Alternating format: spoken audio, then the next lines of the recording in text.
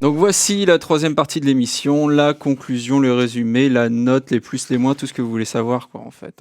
Quoi qu'on en a pensé, que enfin, merci Native, on tient le vrai successeur, bien des années après, de Virtual Guitarist. Alléluia. Virtual Guitarist n'étant même plus commercialisé. Donc ça, c'est le vrai, le premier vrai plus, c'est que c'était quelque chose qu'on attendait finalement depuis très longtemps. C'est un successeur, c'est-à-dire qu'il remplit un peu les mêmes fonctions, sauf que ça sonne beaucoup mieux, c'est très simple à utiliser, il y a plein de bonnes idées, vraiment, et ça, c'est un bonheur. La simplicité, en fait, risque de faire cartonner ce logiciel, parce que, oui, pour peu que vous sachiez taper, plaquer voilà, 2-3 accords, et encore il y a même un mode autochords qui peut vous simplifier la vie.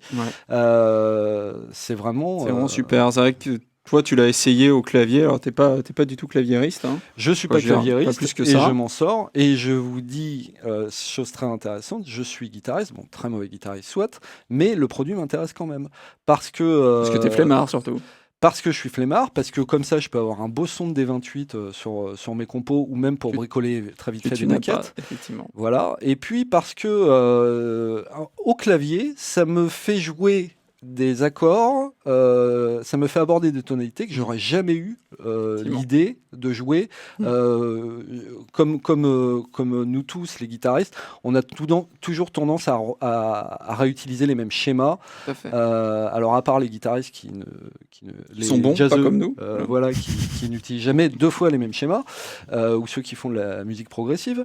Mais voilà, moi je retombe tout le temps sur les mêmes harmonies, les mêmes progressions et tout. Et là, c'est en fait ça casse un peu nos habitudes. Voilà, le fait de se retrouver avec un clavier, tout à coup, un sixième, c'est intéressant. Donc, et puis, ce qu'il faut dire, c'est que ça vraiment, ça répond super bien au changement d'accord. C'est-à-dire que c'est ce qu'on dit dans la vidéo. On passe d'un accord à un autre. C'est bluffant. La transition est bluffante. Ça se fait nickel. Et ça, c'est vraiment un truc qu'on a vraiment apprécié. En plus du son en lui-même, et qu'effectivement, la guitare est super bien. Bon, c'est une super guitare ultra polyvalente. Effectivement, si on devait en choisir qu'une seule, ce serait celle-là. Et c'est vrai que le son, c'est super bien enregistré. On verra dans les mois que voilà, il y a peut-être 2-3 choses à redire là-dessus, mais en tout cas le son est nickel, est assez polyvalent aussi avec tous les presets. Ça marche super bien, quel que soit le genre dans lequel vous vouliez utiliser cette guitare. Ça marche bien partout. L'autre plus aussi qu'on a trouvé, c'est le nombre d'accords. Qui est juste hallucinant. Disons qu'on pense aux séances d'enregistrement que sont tapés les mecs, et ça devait être dantesque. Enfin, ça devait être un tableau Excel à 28 entrées. Il y a tout. Il y a les SUS 2, le SUS 4, ils sucent tout, quoi, en fait. Hein. Ils sucent tout. Voilà, donc, non, ça, c'est vraiment un truc qu'on a super apprécié. Et effectivement, le prix, même s'il n'y a qu'une seule guitare, le prix nous semble tout à fait correct, quoi. 99 €. C'est bien. C'est très bien, parce que c'est un outil utilisable directement, qui pourra rendre de grands services à beaucoup de monde. Et c'est vrai que je pense qu'à 200 €, il serait bien vendu. Donc le voir sous la barre des 100 €, ça fait encore plus plaisir. D'autant que je rappelle, c'est Powered by Kontakt, c'est-à-dire que vous ne pouvez acheter que ce logiciel-là. Vous n'êtes pas obligé d'acheter Kontakt, en fait. Tout à fait. Il fonctionnera tel quel. Ça, c'est plutôt top, effectivement. Et le dernier truc qu'on a aimé, effectivement, c'est la personnalisation des patterns et du swing, qui permet effectivement de même finalement passer outre les limitations qu'on a trouvées. C'est-à-dire le fait qu'il y ait peu de rythme en 3/4. Ça, c'est vrai que c'est quelque chose qu'on a mis dans les moins. Mais c'est quelque chose que tu as aussi pu passer. En fait. Voilà, qu'on a pu contourner. Ça, c'est vraiment très bien foutu, comme vous l'avez vu. Donc, en termes de son, effectivement, le petit moins qu'on a à donner, c'est finalement on a peu de latitude en termes de prise de son. C'est-à-dire qu'il y a un EQ, il y a un compresseur, il y a une reverb. Donc ça, c'est cool de l'avoir intégré, même si la majorité des gens, je pense, en ont dans leur séquenceur. Mais c'est vrai que au niveau de la prise, il n'y a pas grand chose à faire. Alors bon, soit elle est super bien faite, il n'y a rien à dire. C'est parfait. Moi, j'ai repéré aucun problème de bouclage ou quoi que ce soit. C'est parfaitement édité, enregistré, édité, mappé, tout ça. Maintenant, c'est vrai qu'on aurait aimé avoir un micro un peu room, ou quelque chose qui soit plus proche du manche et quelque chose qui soit plus proche du chevalet pour jouer sur quelque chose un peu plus aigrelet ou plus rond. On n'a pas ça. Ouais, bon, effectivement. Le fait qu'il n'y ait qu'une seule guitare, je vous dis, en rapport du prix, c'est pas déconnant non plus. Après, c'est vrai qu'on attend le reste, quoi. On attend d'autres grandes guitares acoustiques, strumées ou pas strumées d'ailleurs. Et pour aborder peut-être aussi d'autres genres, parce que là, c'est vrai qu'on est sur quelque chose qui est donc pop, rock, folk. Reggae, ça peut marcher aussi, mais par exemple, on n'a pas trouvé de pompe blues. Après, c'est vrai que le blues, bon, ça joue moins avec ce. Quand je veux dire, la guitare se prête aussi plus à bien ce style-là, donc c'est pas non plus.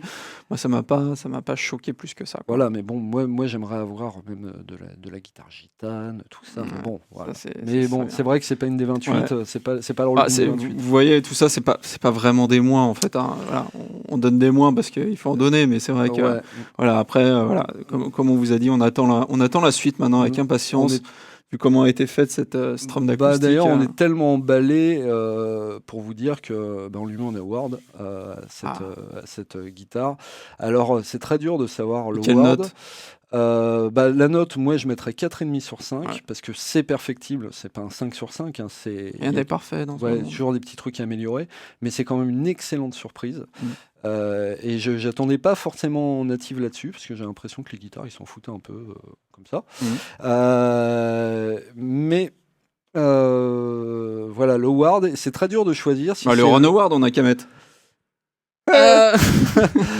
C'est très dur de choisir. Je pense qu'on va mettre l'award qualité-prix finalement parce que c'est vrai que ça pourrait être qualité tout court. Ça pourrait être qualité tout court parce que voilà, moi je ne connais pas d'équivalent. On a adoré Sunbird pourtant, mais c'est vrai que Sunbird, c'est même s'il y a un moteur pour assister la programmation des patterns et tout, malgré tout ça est beaucoup plus compliqué. Voilà, Sunbird, oui, il faut lire le manuel, il faut prendre du temps à passer sur les paramètres et malgré tout.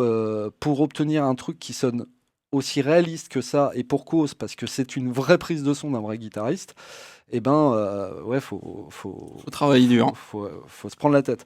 Donc voilà, on est vraiment... et j'espère que ça va donner des idées aux autres éditeurs qui vont enfin se réintéresser à ce concept. Donc voilà. La vidéo est finie. En tout cas, on espère que vous l'avez aimé. Si vous avez aimé, n'oubliez pas de vous abonner en cliquant ici. Partagez sur Facebook, Twitter, envoyez les réseaux sociaux. Imprimez la vidéo, envoyez-la à votre grand-mère par lettre. Je veux dire, c'est vraiment magnifique. Voilà. Exactement. Donc abonnez-vous, sinon vous êtes une bande de pas gentils. N'oubliez pas ça. Allez, à bientôt. Ciao. Ciao.